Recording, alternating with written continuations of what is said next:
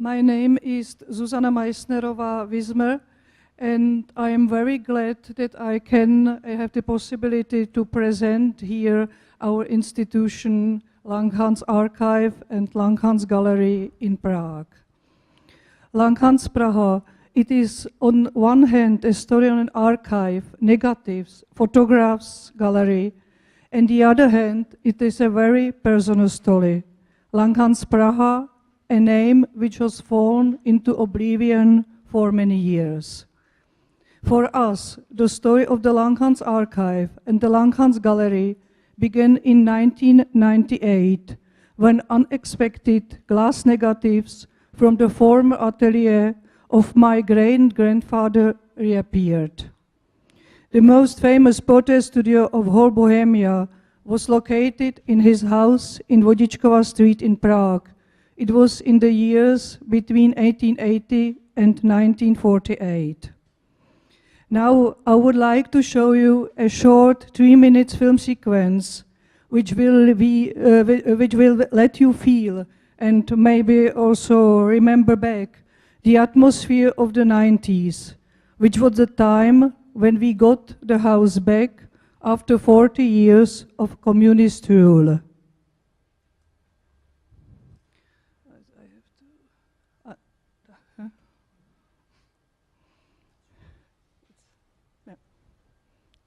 3 minutes here, before we renovated this house. Sound, yes. Yes, music.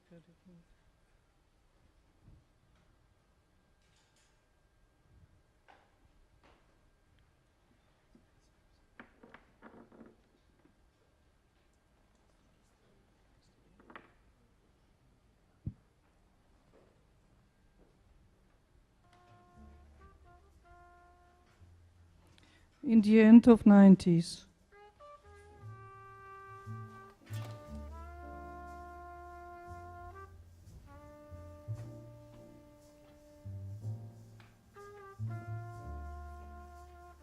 is good, okay, this is okay. This one is music. It's good.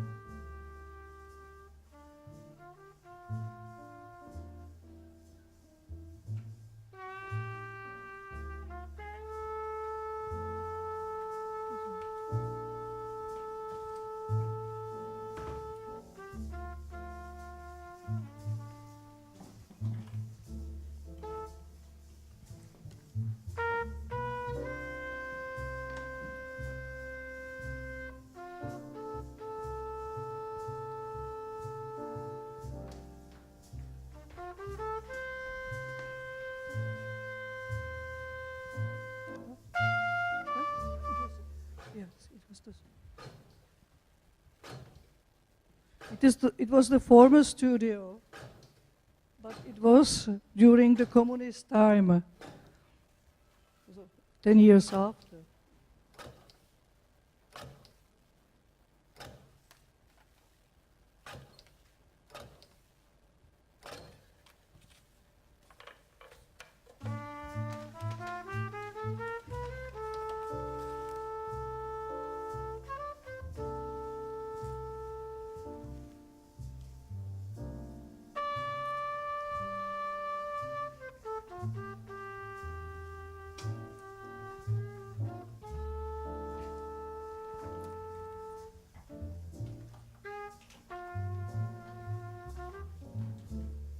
I explained it.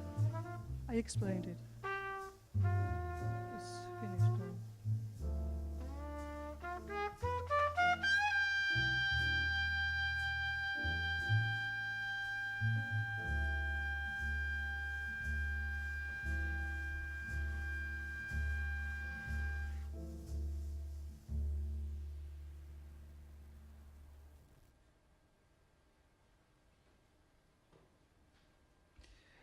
It was to show it the atmosphere, I will explain it.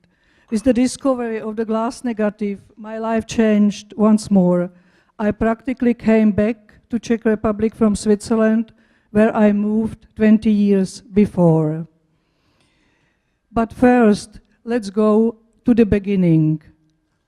Jan Langhans was born in 1851, studied food chemistry, but very soon he was captured by the magic of photography. 1876, he set up his first atelier in South Bohemia, which was open only in summertime. Only 4 years later, in 1880, he went to Prague, where he established his studio at Vodičkova Street, in the same house where the Langhans Gallery and the Langhans Archive are located today. The studio grew and expanded. Soon the enterprise has 5 branches. The most important was in Marienbad. The quality of Jan Langhans' photos, combined with his obsession to puzzle with technical innovations, brought him fame. Already in the 80s of the 19th century, Jan Langhans was aware of the number of important personalities throughout all occupations getting photographed in his studios. This is Pilsen. Personalities from culture and art, science, politics, business, far beyond the borders of Bohemia. So he began to separate these negatives in a special collection known today as Gallery of Personalities. The negatives, mostly 18 by 24 centimeters, were subdivided into categories such as writers, actresses, statesmen, and so on. For example, on the top of the back wall, the portrait of the English King Edward. After the Second World War, Atelier Langhans was managed by my father, Victor Meissner, in the 3rd generation. He was the grandson of Jan Langhans. After the communist takeover in February 1948, all private enterprises of former Czechoslovakia were confiscated. The whole house, including the atelier with all belongings and the immense archive, were seized by the government. The entire archive, with over 1.5 million glass plates, were dumped outside of Prague and destroyed. As witnesses told me personally, the destruction took several days. The negative turned to tons of glass shards. Although Langhans' archive was the biggest, it was far away from being the only one of suffering the same fate. It was a calculated action of the communist government.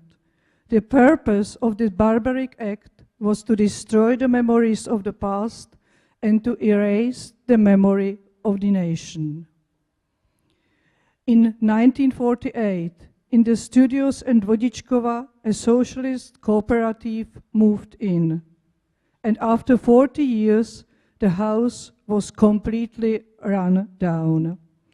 After the Velvet Revolution, 1998, the house of my family returned back to us by restitution. While preparing the house for renovation and reconstruction, the unbelievable miracle happened. Workers discovered a locked cabinet. There were slumbering together 9,000 glass negatives from the Gallery of Personalities, dated from 1887 until World War II. A historical document, believed destroyed forever, was saved. How was it possible that over all those years this treasure kept undiscovered? Probably it was due to lethargy, the disinterest, and apathy which were ever present during this period.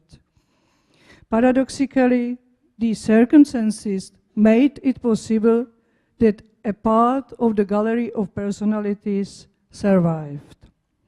Here are some examples of the prints. of new prints. Opera singer Emma Destinová from 1868. First president of former Czechoslovakia, Tomáš Garrigue Masaryk. Painter Alfons Mucha. Princess Natalie of Montenegro from 1905. The last emperor Charles I. Poet a diplomat Paul Claudel. Czech actress Dostálová, Máchová. František Kupka, master of painting. Violinist Kocian, an example of a broken negative. For you here, the group portrait of Polish embassy in Prague, 1924. Actress Anna Sedláčková. Sorry. Even it is only a torso of the former collection. The discovery was and is of enormous cultural importance. The response of the Czech public was great. It showed how much attention people paid to their own history and to their roots after such a long time of communist brainwashing. The historical political dimension of the recovery has been the basis of all our further activities. The reconstruction of the house was achieved in 2002 under the architect Ladislav Lábus. We decided to exclude a part of the property from commercial use and to dedicate it to photography. It is where today the non-commercial Langhans Gallery and the Langhans Archive are located. The gallery was opened in May 2003. In the following years, by now, we presented 37 exhibitions, mainly focused on foreign contemporary photography. Here are some examples of past 37 exhibitions at the gallery. Portrait photography of collection Gundlach from Hamburg. Photos from Jakob Holt, American Pictures. Presentation, the Gallery Vue, Paris. Retrospective of Miyako Ishiuchi, our own production. We have shown works from Roman Signe, Erwin Olaf, and Olaf Breuning. But we always tried to realize projects related to the subject of archives. Some examples, therefore, are the very first exhibition, A Tribute to Courage, was conceived as a continuation of the Gallery of Personalities. Emerging Czech photographers portrayed still living political prisoners of the 50s in Czech Republic. 2004, we showed Ghetto Lodge album from the Polish photographer Henry Cross. It was an opportunity for the last still living persons who then were deported from Prague to Lodz to meet again or to exchange memories inspired by the photographs. We were proud to display the artworks of Hans-Peter Feldman 4 years ago. His works are an example of how images, art, and archive can rise to a very contemporary art. Now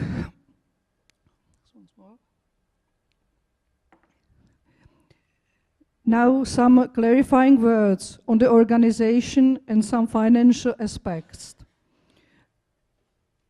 House Langhans is a multifunction building with apartments, stores, and offices, and a gallery. We, as the owners of Langhans House, established Langhans Foundation. Today, the archive is in possession of this foundation. The Langhans Foundation is bankrolled by yearly contributions from the real estate business.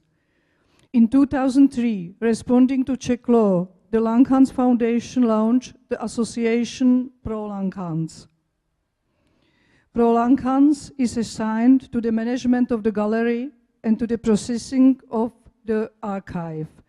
Pro Langhans is financially supported by the Ministry of Culture, the City of Prague, and the other institutions, and some sponsors. Altogether, these subsidies cover 30 to 40% maximal of our expenses. The 9,000 found glass plates are back at their original place, where they are kept in air-conditioner room. We store and restore the glass plates to the best of our knowledge and belief. The restoration work is done in-house. We therefore set up a special workplace. We were advised by Herman Mess from Photomuseum Rotterdam. From time to time, a highly qualified conservator from Neuchâtel, Switzerland, is monitoring the work on site. Glass shards are assembled and loose emulsion fixed. The negatives are cleaned under expert hand and so on. In this way, we prepare them for the final digitalization. The content of the archive is today fully accessible to everybody on www.langhansarchiv.cz. The archive is researchable by name or by categories. A first book has been published in 2005.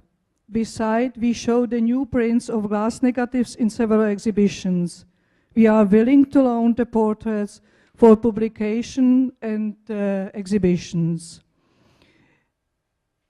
As far as the gallery goes, we made a decision giving the curatorial work this year to Walter Keller, co-founder of Parquet magazine, Photomuseum Winterthur, and former publisher of Scalo Books. With his contribution, Pose and Antipose, he introduced himself to our public. This slide gives you an impression of his start-up, Langhans, in the combination with work of the Polish photographer Pavel Jaszczuk. In 10 days, he opens a new project, Street Fashion Photography. Langhans Archive and Langhans Gallery, this means interaction between old and new. Probably this continuity of place and origin is unique. Our own story of ourselves creates historical background for the contemporary exhibitions. The story of the rediscovered cultural treasure in the dusty basement of the run-down building is, maybe not only for us, like a fairy tale. There is a poetry in these pictures, in the faces which reflect their period, in the attitude, in the fashion of these people, the former elite. Precisely because these images suddenly witnessed an undesirable social culture, they had to disappear after the communist takeover. They should have been destroyed forever. After the discovery of the archive in the 90s, the same picture got a new political significance, along with many others which reappeared from hidden and forgotten archive in this country. This time, they assumed a positive and constructive importance. Like pictures from other archives, they were bearer of hope for the wounded country.